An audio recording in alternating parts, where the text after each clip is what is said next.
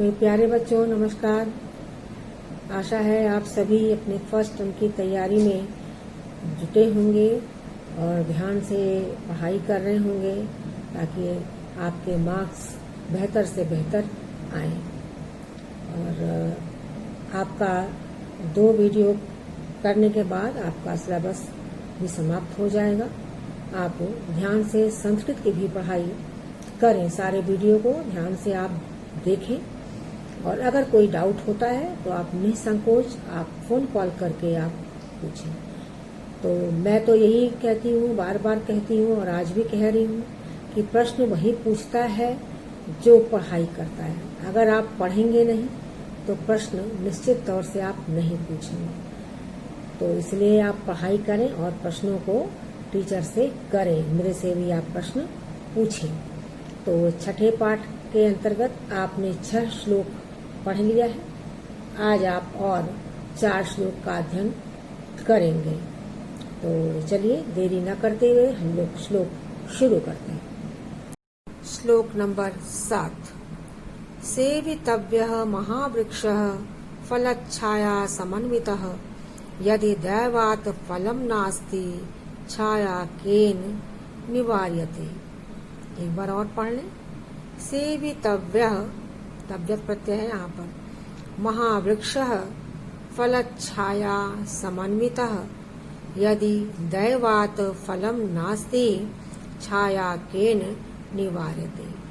यहाँ पर चौका आगम, अगर ह्रस्व अथवा दीर्घ स्वर के पश्चात 6 वर्ण आता है तो दोनों के बीच में चौका आगम हो जाता है। तो यहाँ पर चौका आगम हो गया है, ये संधि है, आपको पढ़ना भी है। फलत छाया, अगर संधि विच्छेद करेंगे तो हो जाएगा फल जोड़ छाया। तो इसका अर्थ देख ले। सेवितव्य, सेवितव्य आश्रयितव्य, सहारा लेना चाहिए। महावृक्ष बड़े वृक्ष, विशाल वृक्ष, बड़े वृक्ष। फलच्छाया फल और छाया, समन्वित से युक्त।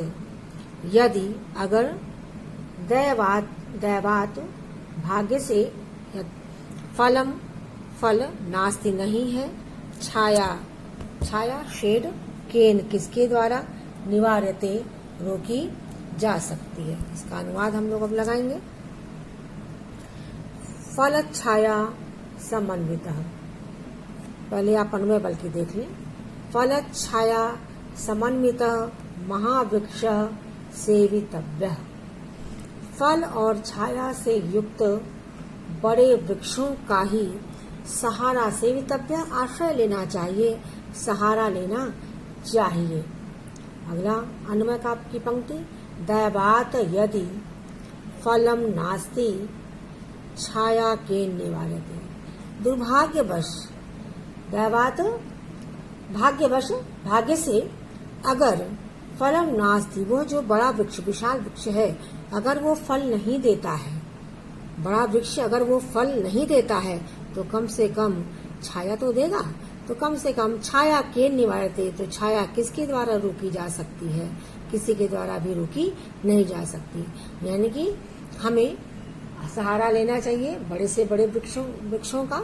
यानी कि ऐसे तात्पर्य यहाँ पर इस श्लोक का ये है कि ऐसे लोगों का सहारा लेना चाहिए जो हमें किसी न किसी रूप में अपनी छाया, अपना शेड, अपना आशीर्वाद हमें देते रहें, अपना आशीर्वाद मेरे ऊपर बनाए रखें। तो ये बड़े वृक्ष के माध्यम से यह कवि यहाँ पर इस सुभाषित में बताना चाह रहा है कि फल और छाया से युक्त महान वृक्ष, जो विशाल वृक्ष होते हैं, उन्हीं के पास हमें ठहरना चाहिए, उन्हीं का सहारा लेना चाहिए। क्यों सहारा लेना चाहिए?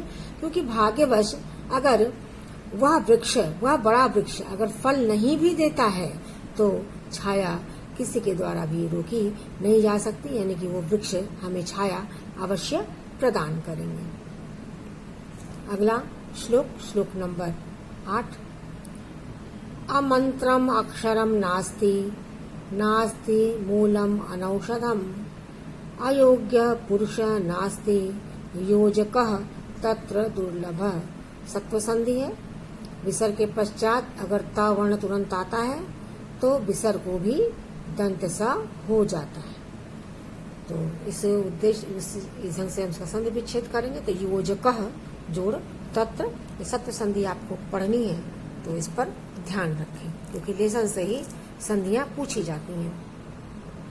आमंत्रम अक्षरम नास्ति, नास्ति मूलम अनौषधम, अयोग्यः पुरुषः नास्ति, योजकः तत्र दुर्लभः। इसका भी संधि विच्छेद होगा। दुह जोड़ लभः, दुर्लभः मुश्किल। तो देख लेते हैं अन्वय। अमंतरम अक्षरम नास्ति, अमंतरम अक्षरम नास्ति, फिर है अनौषधम मूलम नास्ति, फिर अयोग्य पुरुषः नास्ति, तत्र योजकः दुर्लभः। यह इसका अन्वय पद हो गया। तो अर्थ देखें। अमंत्रम मंत्रहीन, मंत्र से रहित, मूलम, मूलम मतलब जड़, दुर्लभम दुष्प्राप्य, दुर्लभ मुश्किल से मिलने वाला। तो कह रहे हैं मंत्र हीनम अक्षरम नास्ति, अमंत्रम अक्षरम नास्ति, यानी कि मंत्र से हीन, मंत्र से रहित अक्षर वास्तव में अक्षर नहीं होते हैं।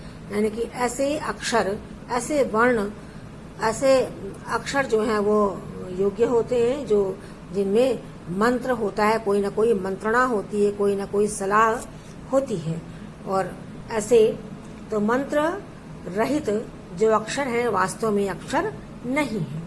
फिर है मूलम अनौषधम नास्ति, औषध रहित, औषधि रहित जड़ वास्तव में जड़ नहीं है। यानी कि ऐसी जड़ जिसमें औषधि नहीं होती है, वह जड़ नहीं होती। यानी कि हर एक वृक्षों की जड़ में कोई ना कोई औषधि छिपी हुई होती है।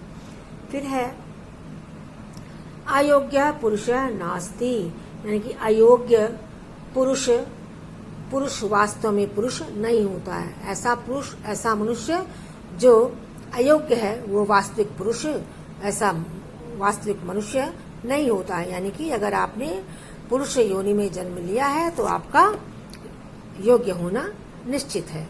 फिर है योजकः, तत्र योजकः दुर्लभः, यानी कि वहाँ उनमें योजक दुर्लभ होता है। यानी कि वहाँ गुणों को वस्तुओं तथा व्यक्ति से जोड़ने वाला दुर्लभ होता है। यानी कि अयोग्य पुरुष नहीं होता है, जहाँ गुणों को वस्तुओं तथा व्यक्तियों से जोड़ने वाला दुर्लभ होता है, मुश्किल होता है। अगला श्लोक नंबर 9। संपत्तौ च विपत्तौ च महताम एक रूपता, उदये सविता रक्त च अस्तमये तथा। संपत्तौ च विपत्तौ च महताम एक रूपता, उदये सविता रक्त च अस्तमये तथा। कवि यहाँ पर सूक्ति में यह इस सुभाषित में बताना चाहता है कि जो बड़े लोग होते हैं वो सुख में और दुख में हर एक अवस्था में एक जैसे होते हैं। उन्होंने सूर्य का उदाहरण देकर यह स्पष्ट किया कि सूर्य जिस प्रकार सूर्य उगते समय लाल होता है और अस्त के समय भी लाल ही रहता है, इसी प्रकार जो बड़े लोग होते हैं, जो महान लोग होते हैं, वह संपत्तौ विपत्तौ च, यानी कि संपत्ति में और विपत्ति में, सुख में और दुख में एक जैसे होते हैं। यह कवि इसमें बताना चाह रहा है। तो अनुवाद देखा जाए। संपत्तौ च विपत्तौ च, संपत्तौ संपत्ति में यानी कि सुख में, विपत्तौ विपत्ति में, महताम महान लोग, महात्माओं का एक रूपता, एक रूप जैसा होना। तो जो महान लोग होते हैं वह सुख में तथा दुख में एक जैसे, एक रूपता उनमें रहती है, एक जैसे होते हैं। कह रहे हैं जिस प्रकार सविता उदये रक्ता भवति, जिस प्रकार जो सूर्य होता है वह उदित होते समय भी वह रक्त होता है, लाल होता है, और रक्त च अस्तमये तथा, और अस्त होने के समय में भी वह लाल ही रहता है। इसी प्रकार महान लोग जो होते हैं वह भी जो सुख में और दुख में उनके पास संपत्ति होती है, चाहे विपत्ति होती है, हर समय में वह एक जैसे ही दिखाई पड़ते हैं। तो हमें भी संपत्ति सुख में और दुख में हर अवस्था में हमें एक जैसा होना चाहिए, अपना धैर्य नहीं खोना चाहिए। सुख और दुख तो एक गाड़ी के पहिए हैं, वो जिस प्रकार चक्का चलता है, एक भाग नीचे आता है तो उसका ऊपर जाना भी निश्चित होता है, तो ऊपर वाले का नीचे आना भी निश्चित होता है। इसी प्रकार आज दुख है तो कल सुख का आना भी निश्चित है, और अगर दुख है तो सुख है तो कल दुख का आना भी निश्चित है। तो हमें हर अवस्था में एक जैसा होना चाहिए। श्लोक नंबर 10। विचित्रे खलु संसारे नास्ति किंचित निरर्थकम अश्वः चेत धामने वीरः भारस्य वहने खरः। विचित्रे खलु संसारे नास्ति किंचित निरर्थकम अश्वः चेत धामने वीरः भारस्य वहने खरः। अश्वः जोड़ चेत, यहाँ भी सत्व संधि है। विसर्ग के पश्चात अगर च वर्ण आता है, छ वर्ण आता है अथवा तालव्य श वर्ण आता है तो विसर्ग के स्थान पर भी तालव्य श हो जाता है। तो यहाँ पर है प्रथम वर्ण को पंचम वर्ण हुआ है न, किंचित त को न हुआ है क्योंकि आपके बाद में अनुनासिक वर्ण न आया हुआ था, इसलिए यानी कि प्रथम वर्ण के पश्चात अगर कोई भी अनुनासिक वर्ण आता है तो प्रथम वर्ण को भी अपने ही वर्ग का पंचम हो जाता है। इस उद्देश्य से ता को भी न हो गया तो किंचित जोड़ निरर्थकम, यह इसका संधि विच्छेद हुआ। तो विचित्रे खलु, अनुवाद देख लें। विचित्रे संसारे खलु किंचित निरर्थकम नास्ति अश्वचेत धामने वीरः तर्हि भारस्य वहने खरः वीरः अस्ति। तो श्लोक का मतलब यह है कि इस विचित्र अद्भुत संसार में खलु संसारे विचित्रे खलु संसारे नास्ति किंचित निरर्थकम, इस अद्भुत संसार में कुछ भी व्यर्थ नहीं है, निश्चित रूप से कुछ भी व्यर्थ नहीं है, कुछ भी बेकार नहीं है, कुछ भी वृथा नहीं है। क्यों भाई? कह रहे हैं कि अश्वचेत धामने वीरा, अगर घोड़ा दौड़ने में वीर है, श्रेष्ठ है, वीर से तात्पर्य यहाँ श्रेष्ठ है, योग्य है, तो भारत से वहने खरा, खरा मतलब गधा, तो गधा भी भार को ढोने में, वहने मतलब ढोने में, भार के ढोने में भी वह वीर है, यानी कि योग्य है। कोई कहीं योग्य है तो कोई कहीं योग्य है, यानी जितनी भी वस्तुएं इस संसार में, अद्भुत संसार में है, वह कोई भी बेकार नहीं है। सभी अपने अपने जगह पर अपने अपने काम में सभी सक्षम है, सभी का की महत्ता अपनी अपनी जगह पर है। तो निश्चित जिस प्रकार से घोड़ा दौड़ने में योग्य होता है, उसी प्रकार जो गधा होता है वह भार के ढोने में भी योग्य हो सकता है। जो काम घोड़ा कर सकता है वो गधा नहीं, जो गधा कर सकता है वह घोड़ा नहीं। इस प्रकार सभी की महत्ता अपनी जगह पर है। अब इस चारों श्लोक में आए हुए संधियां, समास और विपर्य पद को हम लोग और आगे देखते हैं। देखिए शब्दार्थ मैंने लिखा है। तो श्लोक नंबर 7 के लिए सेवितव्य, आश्रयितव्य, आश्रय लेना चाहिए। समन्वित, युक्त, ये पर्याय भी पद हो गया बच्चों, पर्याय पद भी और साथ साथ हिंदी अर्थ में। दैवात, भाग्यात, भाग्य से। निवार्यते, अपवार्यते, बाध्यते, रोका जाता है। 8वें श्लोक का अमंत्रम, मंत्रहीनम, मूलम जड़म, दुर्लभ, दुष्प्राप्य, मुश्किल, योजिका, जोड़ने वाला, युज मतलब होता है जोड़ना। अनौषधम, औषधि से रहित। अयोग्य, योग्यता से हीन। श्लोक नंबर 9 महताम, महात्मनाम, महात्माओं का। सविता, सूर्य। रक्त लोहित शोण लाल रंग अस्तमय अस्त होने पर। 10वें श्लोक में विचित्रे अनोखे अद्भुत निरर्थकम बेकार वृथा चेत यदि, ये अव्ययपद है, ये भी अव्ययपद है। खर गर्दभ गधा, वहने उठाने में, वह धातु है सप्तमी विभक्ति में नाम धातु, धावने दौड़ने में। ये आपके पर्याय पद और शब्दार्थ चारों श्लोकों से। अब मिले जुले जो संधियां थी चारों श्लोकों का तथा संधि विच्छेद, वो मैंने यहाँ लिखने की कोशिश किया है। उसे भी कोशिश ये किया जो आपको पढ़नी है संधियां, वो जरूर आपको यहाँ मैं बताऊं। तो फलच्छाया मैंने श्लोक में बताया, फल जोड़ छाया, जो योजकस तत्र, योजकः जोड़ तत्र, मूलम औषधम, ये तो संयोग हो गया, तफाक से मैंने लिख दिया, मूलम जोड़ अनौषधम, दुर्लभ दुह जोड़ लभ, अश्वश्चेत अश्व जोड़ चेत, किंचित निरर्थकम, किंचित जोड़ निरर्थकम। समास तथा समास विग्रह देखें, महावृक्ष, महान वृक्ष,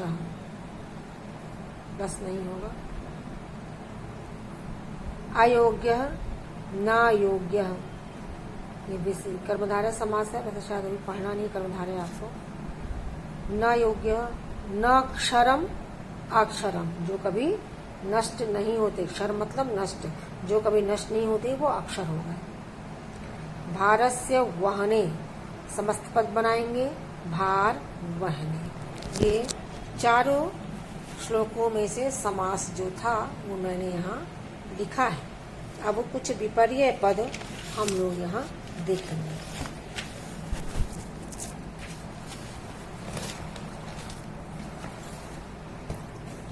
विपर्य पद देखें,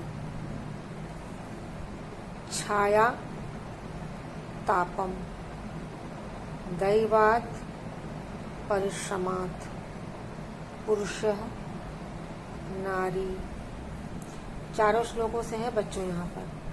दुर्लभ सुलभ, संपत्तौ विपत्तौ, रक्तः श्वेतः, सविता चंद्रः, उदये अस्ते। ये दोनों ही शब्द आपके श्लोक में आए हुए हैं, तो प्रश्न भी पूछा जा सकता है कि कौन से दो विपर्य पद आपके श्लोक में प्रयुक्त हुए हैं। तो उदय और अस्ते ये आप लिख सकते हैं।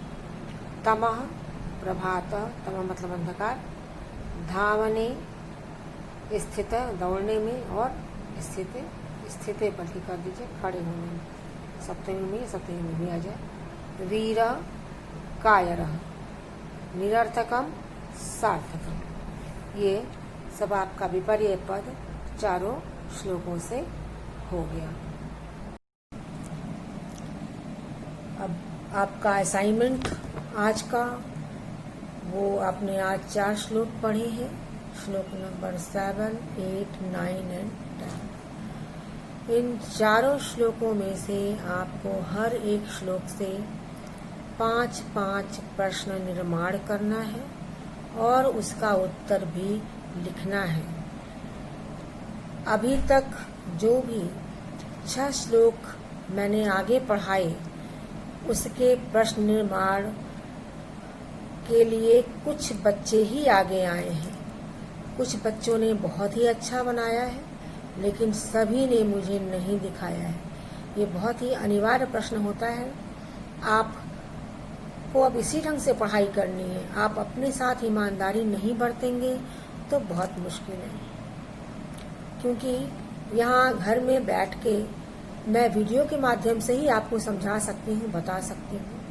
आपको इन बातों को समझना होगा कि जो भी असाइनमेंट टीचर्स आपको दे रहे हैं उसको अपनी ईमानदारी से उसको करना होगा, अगर आपको आगे जाना है तो।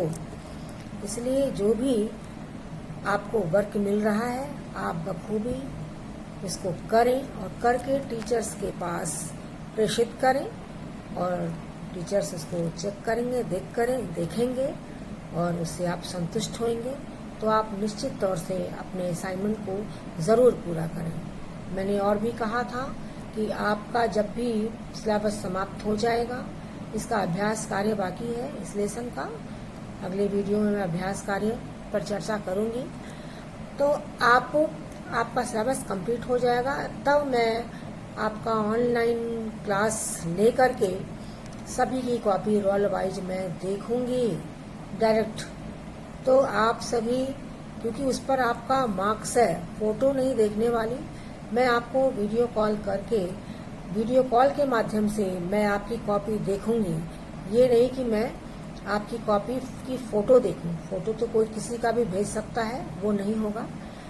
जितना हो सकेगा मैं करने की कोशिश करूंगी कि आप सही दिखाएं, कहीं आप गलत रास्ते पर न जाएं। इसलिए वीडियो कॉल कर करके मैं आपकी कॉपी को देख करके ही मार्क्स दूंगी, जो आपको कॉपी के ऊपर मार्क्स मिलने हैं। इसलिए अपनी पढ़ाई और लिखाई के प्रति ईमानदारी बरतें और अपनी कॉपी एकदम कंप्लीट करके रखें, क्योंकि अभ्यास कार्य अगले वीडियो में जाएगा। आप कंप्लीट करके इसके बाद अगले वीडियो में मैं आपके साथ वीडियो कॉल के साथ रहूंगी, तो आप ज़रूर इसको मुझे आप दिखाएंगे।